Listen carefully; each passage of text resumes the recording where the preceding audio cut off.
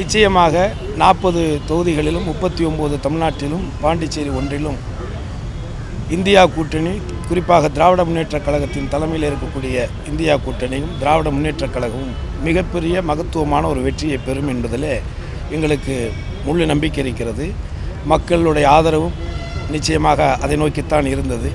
ஆகவே இந்த தருணத்திலே அந்த வாய்ப்பை எங்களுக்கு முக்குளத்தூர் புலிப்படைக்கு வழங்கிய மாண்புமிகு முதலமைச்சர் அவர்களை பார்த்து நன்றி தெரிவித்து, அத்தனை தொகுதிகளிலும் வெற்றி வாய்ப்பு பிரகாசமாக இருக்கிறது என்கின்ற நற்செய்தியை அவரிடத்திலே சொல்லி வாழ்த்து பெற்று வந்தோம்.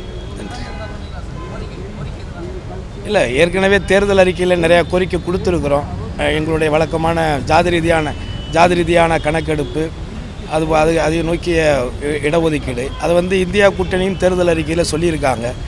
ஸோ அதை தாண்டி மதுரை விமான நிலையத்துக்கு சுதந்திர போராட்ட வீரர் பசுமன் முத்துராமலிங்கத்தருடைய பெயரை வைக்கக்கூடிய அந்த கோரிக்கையும், அம்மா அவர்கள் 95 வெளியிட்ட கள்ளர் மறவர் அகமுடையோர் என்கின்ற அரசாணையை நடைமுறைப்படுத்த வேண்டும்ங்கிற கோரிக்கையும் முன் வச்சிருக்கிறோம். நிச்சயமாக வரக்கூடிய இந்த ஆட்சி மாற்றத்துக்கு பிறகு, மத்தியில் ஒன்றிய அரசினுடைய ஆட்சி மாற்றத்துக்கு பிறகு, இந்தியா கூட்டணியுடைய ஆட்சிக்கு பிறகு நிச்சயமாக இந்த கோரிக்கைகள் அனைத்தும் பரிசீலனை செய்யப்படும் என்கின்ற உத்தரவாதத்தை கடந்த முறையே முதலமைச்சர் அவர்கள் எங்களிடத்தில் வழங்கியிருந்தார். அதை தேர்தல் அறிக்கையாகவும் இந்தியா கூட்டணி வெளியிட்டிருக்கிறது. இந்தியா முழுவதும் ஜாதி ரீதியான கணக்கெடுப்பு நடத்தப்படும். அந்த கணக்கெடுப்பின் அடிப்படையில் அந்தந்த மக்களுக்கான தொகையினுடைய அடிப்படையில் இடஒதுக்கீடு பிரித்து வழங்கப்படும் சொல்லியிருக்காங்க. நிச்சயமாக நாங்கள் முழுசாக அதை நம்புகிறோம். இப்போதைக்கு அந்த திட்டம்லாம் இல்லை.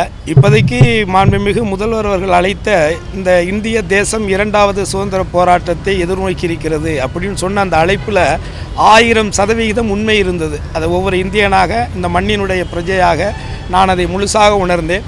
ஆக இந்த கடந்த 10 ஆண்டு கால ஒரு மதத்தை மட்டுமே மையப்படுத்தி ஒரே நாடு, ஒரே மதம், ஒரே மொழி, ஒரே தேர்தல், ஒரே ரேஷன் கார்டு என்கின்ற ஒரு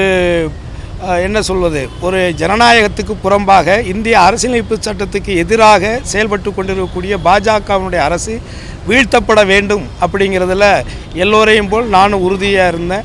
அந்த செயல்பாட்டை மாண்புமிகு தமிழக முதல்வர் அவர்கள் அதை நோக்கி பயணித்ததன் காரணமாக அவரோடு சேர்ந்து நாங்கள் இந்த பிரச்சாரத்தில் ஈடுபட்டோம்.